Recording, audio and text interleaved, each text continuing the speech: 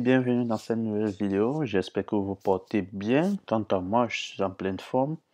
Dans la vidéo d'aujourd'hui, je vous montre de manière concrète comment remplir le formulaire de demande de permis de travail depuis l'extérieur du Canada. Donc, elle s'adresse à tous ceux qui sont en processus de demande d'un permis de travail pour le Canada et qui se situent à l'extérieur du territoire canadien. Ce formulaire est encore appelé IMM 1295. Déjà, si c'est la première fois que vous trouvez cette chaîne, je me nomme William Chakam et sur cette chaîne, nous parlons principalement d'immigration, d'études et d'investissement. Alors, ce sont des thématiques qui vous intéressent. Je vous invite à vous abonner, à liker, à partager au maximum. Ceci dans le but d'agrandir cette belle communauté et d'impacter le plus grand nombre de personnes qui, eux aussi, dans les mêmes situations que vous, à la recherche des informations pour pouvoir leur permettre de progresser dans leur processus d'immigration. Sur la chaîne, je publie régulièrement des vidéos, au minimum 2 vidéos par semaine, dont l'une pour vous montrer les différents processus d'immigration vous permettant de pouvoir immigrer sur le territoire canadien et la seconde, généralement en fin de semaine, pour vous montrer comment remplir l'une d'entre elles de manière concrète. Comme celle d'aujourd'hui, nous allons effectuer, je vous montrerai concrètement comment remplir un formulaire de demande de permis de travail permis de travail depuis l'extérieur du Canada ou encore IMM 1295. Alors sans plus tarder, nous allons entrer dans le vif de notre sujet. Comme à l'accoutumée, si nous sommes face à nos écrans, nous allons aller dans notre moteur de recherche et nous allons juste appuyer notre moteur de recherche Google. Le mien, cela dépend de vous. On va regarder l'IRCC. On va juste taper IRCC qui est encore Immigration, Réfugiés et Citoyenneté Canada. Ok, on va aller sur Immigration, Réfugiés et Citoyenneté Canada. Ok, on va aller plus bas. Ce que nous recherchons, c'est un formulaire. Cette méthode, je vous l'ai montré plusieurs fois dans des vidéos précédentes qui vous permettent d'obtenir le bon formulaire et surtout la bonne version du formulaire dont vous avez besoin. Car il faut noter que ces formulaires sont actualisés à chaque fois et qu'il vous faudra, pour l'ouvrir, pour ceux qui ne le savent pas, la nouvelle version de Adobe Reader. Elle est plus efficace pour ouvrir ces formulaires car ce sont des formulaires sécurisés. Ce que nous avons besoin, nous recherchons un formulaire. Donc, trouver un formulaire de demande. Mais avant, je vais un peu vous amener d'un autre côté pour vous donner plus d'informations sur ce que vous voulez. Vous pouvez aller dans l'onglet Travailler ici pour avoir un peu plus d'informations sur ce que vous voulez réellement. Ou juste pour vous informer. Dans l'onglet Travailler, nous avons travailleur étranger, ce qui est votre cas. Vous avez plusieurs onglets qui sont déterminés s'il faut obtenir un permis de travail selon votre situation. Vous pouvez ouvrir l'onglet pour avoir plus d'informations. Obtenir un permis de travail. Déterminer s'il est possible de présenter une demande pour travailler au Canada en tant que travailleur temporaire, personne d'affaires ou étudiant et comment le faire. Si vous ouvrez l'onglet, vous aurez plus d'informations là-dessus. Si vous voulez prolonger votre permis de travail, c'est-à-dire vous êtes déjà sur le territoire canadien, vous avez déjà un permis de travail et vous voulez le prolonger, cet onglet cette rubrique répondra à votre question. Ainsi, voyager et travailler au Canada en tant que jeune. Vous pouvez avoir plus d'informations en ouvrant l'onglet. En fait, c'était juste pour vous montrer que vous pouvez parcourir ces différents onglets pour avoir plus d'informations sur ce dont vous avez besoin. Là, on va revenir sur notre sujet du jour. On va juste rentrer. Ce que nous voulons, c'est trouver un formulaire, comme on a l'habitude de le faire. Nous allons descendre. Une question nous est posée. Que cherchez-vous? Une trousse de demande ou un formulaire? Ce que nous cherchons, c'est le formulaire. Et nous allons descendre plus bas et juste l'inscrire là. On a dit, il est encore appelé IMM 1295. Comme vous voyez, il est là. Demande d'un permis de travail présenté à l'extérieur du Canada. Vous voyez les modifications, la version a été mise à jour en juin 2019. Pour ouvrir le formulaire, comme je vous l'ai dit, il vous faudra la dernière version d'Adobe Reader. Il est plus efficace pour ouvrir le formulaire. Et ceux qui ont des difficultés avec Safari, vous pouvez aussi l'ouvrir avec Google Chrome. Il est aussi efficace pour l'ouvrir facilement. Une fois téléchargé, on va juste lancer l'ouverture du formulaire. Ça charge, ça va prendre quelques petits instants. Et le formulaire ouvert.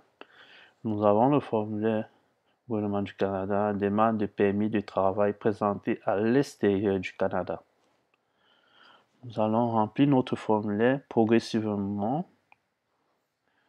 Valider, réinitialiser. La première question, l'identifiant unique du Canada. Je vous l'ai expliqué une fois.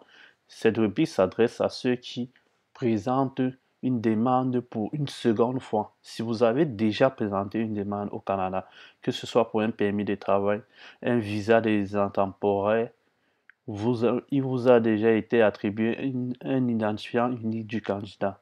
Et c'est là que vous l'avez inscrit.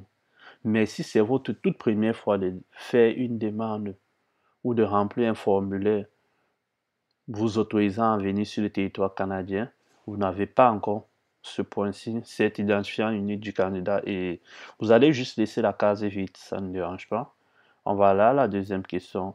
Je vais être servi, vous allez choisir la langue, en anglais ou en français. Selon votre convenance, vous pouvez choisir, mais à titre d'exemple, nous allons prendre le français. Votre nom complet. Petit exemple, je vais juste taper mon nom. Vous pouvez activer la majuscule. Moi, je préfère mieux l'activer. William. OK. Avez-vous déjà utilisé un autre nom, pseudo, nom de jeune fille, alias? Si c'est le cas, vous devez l'inscrire là, mais si c'est le cas, vous devez d'abord cocher la case oui ou non. Si c'est le cas, vous devez l'inscrire là, mettre ce pseudo, son nom et son prénom. Mais si vous n'avez jamais eu à utiliser cela, juste maintenant, et la case se ferme automatiquement. Tel qu'il est en gris là, vous ne pouvez plus le remplir. Mais si vous changez d'idée, juste revenir cocher oui et il s'ouvre, vous pouvez le remplir. Donc, à titre d'exemple, nous allons maintenant, on va descendre plus bas, votre sexe, féminin, masculin, inconnu ou autre genre. Selon votre convenance, vous allez mettre, à titre d'exemple, masculin. La date de naissance, c'est toujours commencer par l'année, le mois et le jour. Contrairement à ce qui se fait généralement en Afrique, on met le jour, le mois, l'année. Ici, c'est l'inverse, plutôt l'année, le mois, le jour. Petit exemple, on va mettre 1997 même. On va mettre le mois de mai. Le jour, on va mettre même le 26. OK. À titre d'exemple, vous allez mettre ce qui correspond au votre lieu de naissance. J'aime bien prendre l'exemple sur mon beau pays qui est le Cameroun. Je vais juste prendre la ville de Douala. OK. Le pays, il faut cocher le pays Cameroun. Vous allez prendre ce qui correspond au vôtre. On va mettre Cameroun. OK. La citoyenneté. Camerounaise, bien sûr. OK. En septième question, on demande pays ou territoire de résidence actuelle. Au moment où j'effectue la demande, vous résidez où? Dans mon cas actuel, je vais mettre toujours le Cameroun, étant donné qu'on a dit on fait la demande depuis l'Afrique. Dans l'extérieur du Canada, en tout cas, je vais mettre le Cameroun. Quel statut vous occupez dans ce pays? Citoyen. Les autres cases se ferment. Si par contre vous avez coché peut-être un résident permanent ou visiteur, travailleur ou étudiant par exemple, vous deviez mettre la date, de quelle date à quelle date. Au fait, vous deviez ajouter plus d'éléments, quoi. Mais en mettant juste citoyen, si c'est le cas chez vous, les autres cases se ferment automatiquement. Pays ou territoire de résidence antérieure. Au cours des 5 dernières années, avez-vous vécu dans un pays ou un territoire autre que celui de votre citoyenneté ou votre résidence actuelle? Donc, si au cours des 5 dernières années, vous avez effectué plus de 6 mois dans un pays autre que celui de votre résidence ou de votre citoyenneté, vous devez le mentionner là. Si c'est le cas, vous allez mettre oui et vous allez remplir les cases. Mais si vous n'avez pas effectué plus de 6 mois à l'extérieur de votre pays de résidence ou de citoyenneté, juste mettre non et toutes les cases se ferment automatiquement. On va poursuivre notre demande plus bas. Le pays ou territoire où vous effectuez la demande actuelle, est-ce que c'est la même, est-ce le même que votre pays ou territoire de résidence actuel? Si c'est non, vous allez mettre des précisions sur le pays où vous effectuez votre demande, mais si c'est oui, elle se ferme automatiquement. Donc, on va mettre oui à titre d'exemple, mais vous, selon ce qui correspond à votre cas, vous allez mettre oui ou non et ajouter les autres éléments. Votre état matrimonial. L'état matrimonial. Conjoint de fait. On a défini la dernière fois. Conjoint de fait, ça veut dire vous vivez en union de fait avec votre fiancé ou votre copine depuis au moins 1 an et vous avez des preuves de cette vie commune. C'est-à-dire, vous avez des preuves comme le contrat de bail qui porte vos deux noms, les factures d'électricité ou d'eau qui portent vos noms. Si vous êtes célibataire, si vous êtes divorcé, inconnu, mariage annulé, marié, séparé légalement, veuf, vous allez choisir ce qui correspond au vôtre. À titre d'exemple, on va mettre célibataire. Parce que si vous êtes marié, vous allez, si on avait pris marié, vous devez mettre la date du mariage et le nom de votre épouse. Mais si vous êtes célibataire, vous n'avez pas besoin de remplir les autres tâches. On va aller plus bas. Ok. Avez-vous déjà été marié ou en union de fait? Est-ce que vous avez déjà été marié ou en union de fait? Si tel est le cas, vous allez mettre oui et mettre le nom de votre ex-épouse ou époux ou de votre conjoint si vous avez eu à vivre en union de fait avec une femme, vous devez mettre ces références. Mais si tel n'est pas le cas, juste mettre non. Votre langue maternelle, on va descendre plus bas. La langue maternelle, nous sommes des Bantous, ceux de l'Afrique, du Cameroun précisément pour la plupart. Le mien, je vais juste mettre Bamileke. Vous allez juste chercher dans cette liste et y trouve. Vous allez juste choisir. Ce qui correspond au mien, c'est Bamileke. Je ne sais pas le vôtre, vous allez le choisir. Pouvez-vous communiquer en français, en anglais ou dans les deux langues? Vous allez choisir. Si vous pouvez communiquer dans les deux langues, vous prenez. Si vous pouvez choisir communiquer en français ou en anglais, vous allez faire le choix qui correspond au vôtre. Tout des ans, on va mettre dans les deux langues. Et après, on vous demandera dans quelle langue êtes-vous le plus à l'aise. On va prendre le français. Avez-vous évalué votre compétence en français ou en anglais par un organisme d'évaluation approuvé? Est-ce que vous avez évalué votre langage oral et écrit par un organisme international tel que le TELF, par exemple, si vous avez effectué un test d'évaluation de votre langue française? Si c'est le cas, vous allez mettre oui. Si c'est pas le cas, juste mettre non. Ça n'a vraiment pas trop, c'est juste à titre informatif. C'est juste pour avoir plus d'informations sur vous. Ça n'a pas trop d'importance. Votre passeport, le numéro de votre passeport, à titre d'exemple,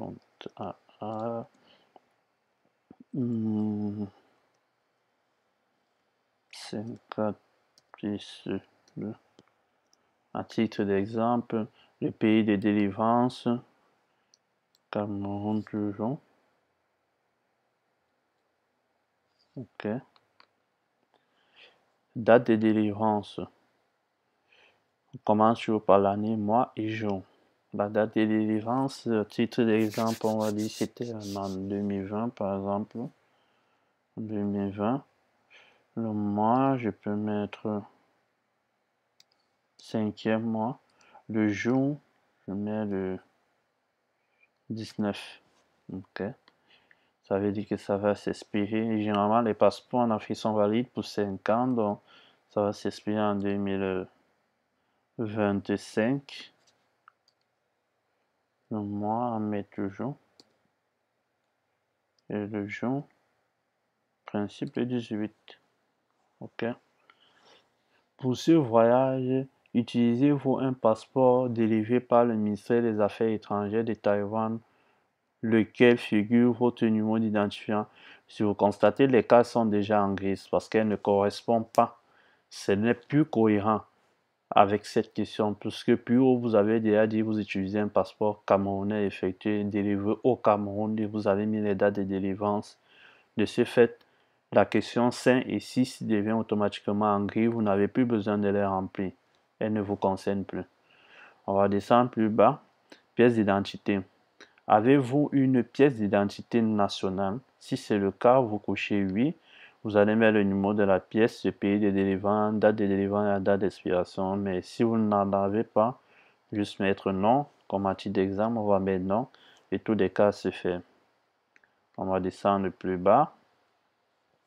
Carte de résident permanent des États-Unis. Si vous venez des États-Unis, avez-vous le statut de résident permanent en règle des États-Unis et avez-vous votre certificat d'inscription ou de registre des étrangers, car la carte verte, ceux qui ont eu la green card pour venir aux États-Unis et ils veulent quitter les États-Unis pour le Canada. C'est de cette pièce qu'on demande. Si vous en avez, si elle vous concerne, c'est-à-dire vous quittez les États-Unis et vous voulez venir au Canada, si vous en avez la green card, vous allez mettre oui et remplir le numéro de la green card et la date d'expiration. Mais si vous n'en avez pas, juste maintenant, et la carte se ferme. Si elle ne vous concerne même pas d'ailleurs, vous mettez juste non et elle va se fermer automatiquement. Vos coordonnées actuellement, on va passer à l'étape des coordonnées. Si vous présentez votre demande par la poste, toute correspondance sera envoyée à cette adresse, sauf si vous fournissez une adresse électronique ci-dessous. En incluant une adresse électronique, vous autorisez toute correspondance, y compris vos renseignements personnels, soit envoyés à cette adresse électronique. Si vous désirez autoriser la transmission des renseignements concernant votre dossier à un représentant, indiquez ces adresses électroniques et postales ci-dessous sur le formulaire IMM 5476. Donc, premièrement, si vous effectuez votre demande par la poste et vous n'avez pas mentionné d'adresse électronique, tous les documents vous seront envoyés par l'adresse que vous mentionnerez ici. Mais si vous faites votre documentation, vous l'envoyez vos demandes en ligne, on vous répondra en ligne toujours et on utilisera l'adresse électronique que vous allez mentionner plus bas. On ne vous enverra pas de documents par la poste. Et si vous avez fait recours à un représentant pour qu'il se charge de communiquer avec l'IRCC pour la transmission de vos documents ou pour tout ce qui concerne vos documentations en ligne, vous aurez à remplir le formulaire IMM 5476 et c'est son adresse électronique à lui que vous allez mettre plus bas, pas le vôtre, car le ministère, l'IRCC communiquera directement avec lui. Bon, sans plus tarder, on va aller au remplissage. Comme à l'accoutumée, on va prendre la ville que j'aime bien, Bonanjo, à Douala au Cameroun. Numéro de l'appartement, on met pas la ville de Douala. Ok. Le pays, c'est au Cameroun. Vous allez mettre ce qui correspond au vôtre. Et compte tenu des difficultés que nous avons pour l'adressage au pays, en Afrique généralement, vous n'êtes pas obligé de remplir tous les éléments. Donnez les éléments que vous en avez. Ce que vous n'avez pas, vous n'avez qu'à laisser juste vide. Ça n'a pas d'importance. Ça n'a pas trop d'impact. Mais il est important de mettre l'adresse électronique. Parce que si vous ne mettez pas l'adresse électronique, vous êtes obligé de bien remplir les cases. Peut-être pas toutes, mais mettez les éléments les plus importants qui permettront à l'IRCC de vous transmettre les documents par cette adresse physique vu que vous n'avez pas d'adresse électronique. Ensuite, case postale, on va mettre 1115. Ok. District, on va mettre de Vory. Ok. Adresse du domicile. Est-ce que l'adresse du domicile est identique à cette adresse que vous avez mis? Peut-être vous avez utilisé une adresse de référence qui se trouve auprès de chez vous pour vos documentations et vous l'avez mis ici. Si maintenant vous avez une adresse du domicile, on vous demande juste si cette adresse est identique à celle de votre domicile. Si c'est le cas, oui. Si ce n'est pas le cas, non. Et vous devez mettre votre adresse de domicile maintenant ici en bas. Bon, à titre d'exemple, on va juste mettre oui et les cases vont se fermer automatiquement. On va descendre plus bas. Votre numéro de téléphone. On a dit on effectue la demande depuis l'Afrique, donc hors Canada et États-Unis. Si c'est aux États-Unis, vous allez cocher là et mettre un numéro. Mais on prend l'exemple de l'Afrique, donc c'est autre que le Canada et les États-Unis. L'indicatif du Cameroun, c'est d'abord quel type? Résidentiel, cellulaire ou poste de travail. On va prendre cellulaire. L'indicatif, c'est le 237 pour celui du Cameroun. Vous allez mettre ce qui correspond au vôtre. Et ensuite, on va mettre le numéro de téléphone. 7 03 52 01. C'est d'exemple. OK. Pas de pause vu que c'est un cellulaire. Si vous avez autre numéro de téléphone, vous remplissez là. Si vous n'en avez pas, vous laissez faire. Et plus bas, on va descendre. Numéro de télécopieur. Si vous en avez, vous cochez est-ce un numéro de télécopieur du Canada ou de l'Afrique ou autre quoi. Donc si c'est celui du Canada et des États-Unis, vous cochez, vous mettez. Si c'est un numéro autre que du Canada et des États-Unis, vous cochez et vous allez le mettre. Et si vous n'en avez pas, juste laissez la case vide. Le plus important, comme je vous ai dit, c'est votre adresse électronique pour que l'ISSC puisse communiquer directement avec vous à travers de cette adresse électronique. Par exemple, on va mettre William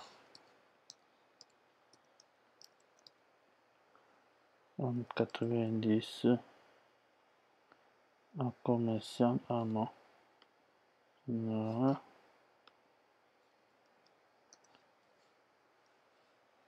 gmail.com. Ok. William Chakam Denis à commercial.gmail.com. Ok. Là, on va aller plus bas. Détail du travail prévu au Canada. Pour quel genre de permis de travail effectuez-vous une demande? C'est quel genre de permis de travail? Catégorie de démarrage d'entreprise, dispense d'études d'impact sur le marché. Donc, est-ce un permis de travail dispensé de l'EIMT, qui est l'étude d'impact sur le marché du travail? Comme je vous l'ai déjà expliqué dans les vidéos précédentes, l'EIMT, c'est un document qui est déjà délivré par le gouvernement du Canada et qui est à l'endroit de votre employeur. C'est lui qui effectue la demande pour vous et qui stipule simplement que sur le territoire canadien, votre employeur n'a trouvé aucun résident permanent ou citoyen canadien qui soit disponible pour pouvoir effectuer la tâche dont il requiert vos compétences. Raison pour laquelle il se retrouve en train de recruter à l'international pour pouvoir combler ce vide. Donc, si c'est un permis de travail dispensé d'études d'impact sur le marché du travail, c'est là qu'il va cocher.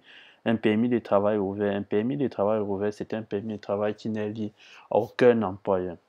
Par exemple, un permis de travail dispensé de IMT, c'est un permis de travail fermé, car il va vous lier à un travailleur, à un employeur. Un permis de travail ouvert ne vous lie à aucun travailleur, à aucun employeur. Vous pouvez effectuer tout type de travail qui se trouve sur le territoire. Est-ce un programme de travailleurs agricoles saisonniers? Volet études d'impact sur le marché du travail. Vous allez juste choisir ce qui correspond. Là, nous allons aller dans la voie d'un permis de travail ouvert qui n'est lié à aucun employeur. Détail, non, détail de mon employeur éventuel au Canada, veuillez joindre l'original de l'offre d'emploi. Ça, c'est dans le cas où vous venez pour un permis de travail fermé.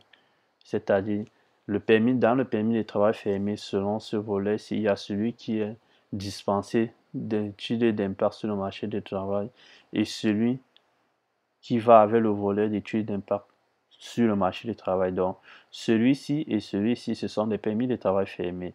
Lui, c'est un permis de travail ouvert qui n'est lié à aucun employeur. Programme de travailleur saisonnier, c'est toujours un permis de travail fermé. Vous venez pour une tâche précise et après vous allez retourner. Catégorie des démarrage d'entreprise. Ça, c'est pour un permis de travail ouvert, je le pense bien, mais je n'en suis pas sûr. Donc, on va aller juste sur le permis de travail ouvert. Vous n'avez donc pas à remplir cette case ici, nom de l'employeur. Si vous êtes à l'emploi d'un employeur étranger qui a obtenu un contrat de travail des services à une entité canadienne, veuillez identifier. Ça, c'est pour des permis de travail fermés. Vous n'avez donc pas à remplir cela. Parce que lorsque c'est un permis de travail, ça, c'est pour des permis de travail fermés.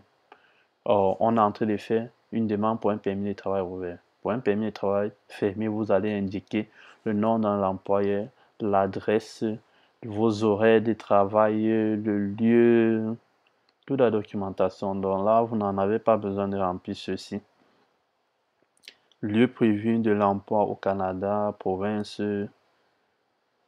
Vous n'avez pas besoin de remplir ceci. La question 2. La question 3, on peut la remplir. Si on vient par exemple vous indiquer juste pour où vous venez, on vient pour la province du Québec. Donc on va juste chercher QC qui est là, le Québec. Ok. On vient pour la ville de Montréal. On va juste chercher Montréal. Il doit se trouver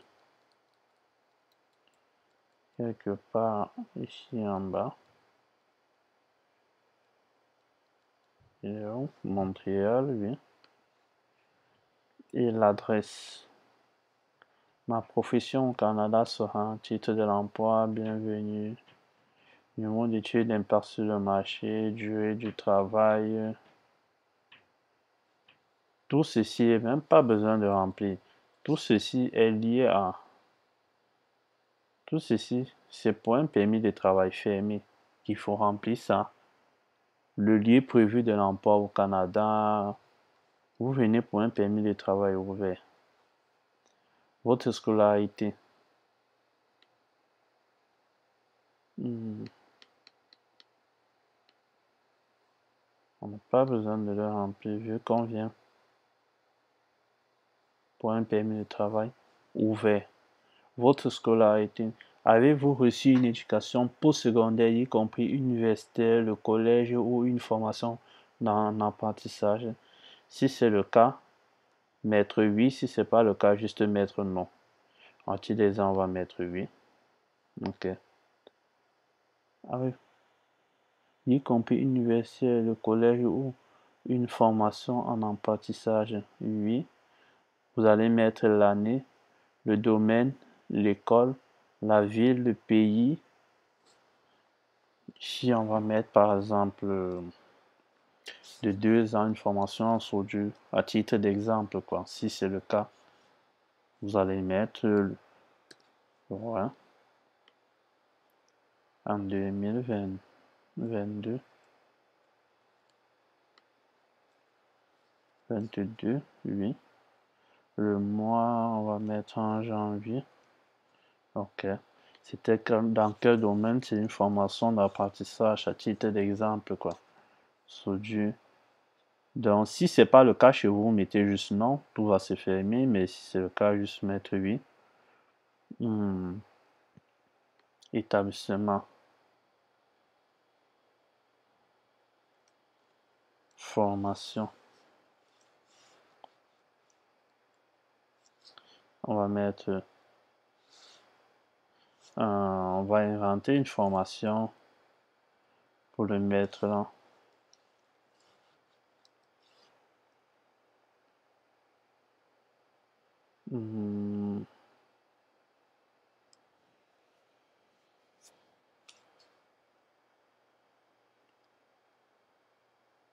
On va mettre Institut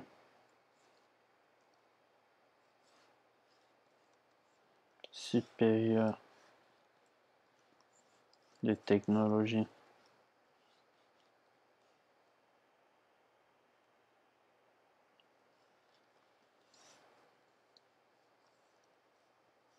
Ça, c'est à titre d'exemple. Vous allez mettre ce qui correspond au vôtre, si vous en avez. La ville, Badjoum, titre d'exemple. Le pays, le Cameroun. Ok. Maintenant, vos antécédents d'emploi. Donnez les détails de votre situation d'emploi pour les 10 dernières années, y compris si vous avez occupé un poste gouvernemental, par exemple fonctionnaire, juge, policier, officier, maire, député, administration d'hôpital. Donc, sur les 10 dernières années, vous allez donner votre historique d'emploi. Et bien évidemment, en allant du plus récent, donc la première case doit être la plus récente, jusqu'au plus ancien vers le bas. Pour faire court, on va juste aller Pour faire court, on va aller de 2022. On va dire de janvier 2022 à 2020. Ouais. Et peut-être janvier aussi. Activité. Le format que vous avez en tête dans ce jour. Ah non, j'ai inversé, ouais. J'ai inversé, c'est plutôt 2022 en bas. 2020 en bas.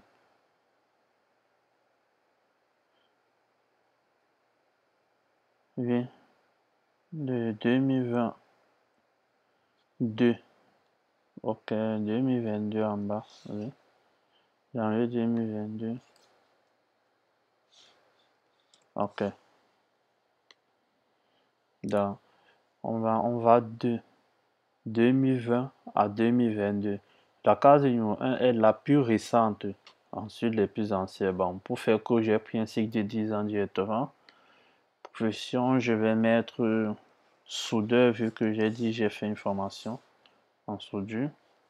Le nom de l'entreprise ou de l'établissement. Je peux mettre pas Institut de soudure. C'est à titre d'exemple, vous allez mettre ce qui correspond au vôtre, le nom. Donc vous allez mettre vos antécédents de travail. Là, je prends juste à titre d'exemple pour vous montrer un peu de quoi il s'agit. Ville, je vais mettre la ville de Douala. Le pays, Cameroun, toujours. Donc dans votre historique, comme je le répète une fois de plus, la case numéro 1, c'est votre plus récent emploi effectué qui va de, par exemple, telle année à telle année. Vous allez mettre l'activité en question, la profession. Ici, j'ai pris un exemple sur la soudure. L'entreprise, le nom de l'entreprise ou de votre employeur ou le nom de l'établissement. J'ai mis Institut de soudure. La ville, Douala, vous allez mettre ce qui correspond et le pays. Vous allez le mettre sur 10 années, puisqu'on a les 10 dernières années. Bon, j'ai fait un cycle court de 10 ans directement, mais si le vôtre est probablement subdivisé en plusieurs années, vous avez fait 2 années d'expérience ici, 2 années d'expérience là-bas, vous allez commencer par votre plus récent sur la case numéro 1, après aller à la case numéro 2 pour échelonner ainsi de suite, jusqu'à arriver aux 10 années demandées. Et plus bas, on va passer aux antécédents. Au cours des 2 dernières années, avez-vous ou un membre de votre famille eu de la tuberculose ou été en contact étroit avec une personne qui a de la tuberculose? Si c'est le cas, vous mettez oui, sinon on met non. Avez-vous un trouble physique ou mental qui nécessite des services sociaux et ou des soins de santé autres que des médicaments durant votre séjour au Canada? Oui ou non? Si vous avez coché oui aux 2 questions ou à l'une des 2 questions, vous allez donner plus d'informations ici. Si vous avez répondu oui à la question 1A ou 1B, veuillez fournir plus de détails et le nom du membre de famille à ce niveau-ci. Mais si vous avez mis non, vous n'avez pas besoin. Êtes-vous resté au Canada après l'expiration de votre statut? Avez-vous fréquenté l'école sans permis d'études, travaillé sans permis d'études ou de travail au Canada? Oui ou non, on va juste mettre non à titre d'exemple. Si oui, vous allez donner plus d'explications ici. Vous a-t-on déjà refusé un visa ou un permis interdit d'entrer ou demandé de quitter le Canada ou tout autre pays ou territoire? Oui ou non, on va juste mettre là. On va juste mettre non. Et avez-vous déjà fait une demande pour entrer ou demeurer au Canada? Si oui, là, sinon. Si vous avez déjà fait une demande pour entrer ou demeurer au Canada, vous allez mettre oui ou non et donner les informations ici. Ensuite, avez-vous déjà été arrêté, accusé ou reconnu coupable d'une infraction pénale quelconque dans un pays ou territoire? Si oui, on donne les informations. Sinon, la case se ferme. Et il est important ici de éviter de ne mentir. Parce que de toutes les façons, ils seront au courant. Si vous avez déjà fait une demande, si vous avez déjà été refusé quelque part, tous ces renseignements aident. Il y a une vérification par la suite avant de vous accorder le visa s'ils vont le faire ou pas. Donc, ça ne sert à rien de mentir. Autant mieux dire ce qui en est réellement. Avez-vous fait partie d'une armée, d'une milice ou d'une unité de défense civile, d'un service de renseignement ou d'un corps de police, y compris le service national non obligatoire et les unités de réserve volontaire? Si oui, sinon, juste à titre d'exemple. Ensuite, on va continuer. Êtes-vous ou avez-vous déjà été membre ou affilié à un parti politique ou à un groupe ou d'une autre organisation qui ont utilisé ou prôné la violence, le but d'atteindre l'objectif religieux? Oui ou non, on va juste mettre non. Avez-vous été témoin d'un mauvais traitement? On va juste mettre non. Si c'est le cas, si c'est oui pour vous, vous cochez. Maintenant, la signature électronique. Avant la signature, est-ce que vous acceptez que l'IRC ou tout organisme mandaté par l'IRCC puisse communiquer avec vous à l'avenir? Je vous conseille vivement de mettre oui, pour que s'il advienne que dans votre documentation, il y a un document qui manque ou on veut vous informer de la suite de votre procédure, l'IRCC pourra communiquer avec vous. Mais si vous avez coché non, l'IRCC ne pourra pas communiquer avec vous et de ce fait, vous deviez attendre jusqu'à ce que votre demande soit rejetée ou accordée. Par la suite, la signature, on va mettre d'abord la date. Vous pouvez mettre la date, on va dire 2022 et le 15. OK. La signature électronique. Pas besoin de signer. Si vous effectuez votre demande sur format papier, vous allez imprimer et signer à la main avant de pouvoir le poster. Mais si vous effectuez votre demande en ligne, ne vous acharnez pas à vouloir le signer. Vous allez effectuer une signature électronique au moment de la transmission de vos documents en ligne. Donc à ce niveau, si vous allez juste le laisser ainsi, vous n'avez pas besoin de le signer. On va descendre plus bas. Une fois que toute la documentation est remplie, Ce que vous allez faire, le format actuellement, il est 5 papiers. Une fois que la documentation est remplie, vous allez valider. S'il y a une erreur, le système vous dira et vous indiquera où se trouve l'erreur et vous irez le rectifier. Et si tout est correct, une 6e page va apparaître avec des codes barres. Ce sont ces codes barres. Vous allez adjoindre ces codes barres avec ces documentations si vous transmettez tous les 6 papiers, les 6 pages à l'ISCC lorsque vous téléversez vos documents pour l'étude. Donc, c'est ainsi ramassé, validé. Une fois que c'était réinitialisé, si vous voulez effacer complètement toutes les informations, vous les réinitialisez. Donc, si tout est correct, vous allez appuyer sur valider. La 6e page s'affichera avec des codes barres et vous allez tous les transmettre à l'ISCC pour étude. Bon, voilà ainsi présenter comment remplir le formulaire de demande de permis de travail présenté à l'extérieur du Canada ou encore formulaire IMM 1295.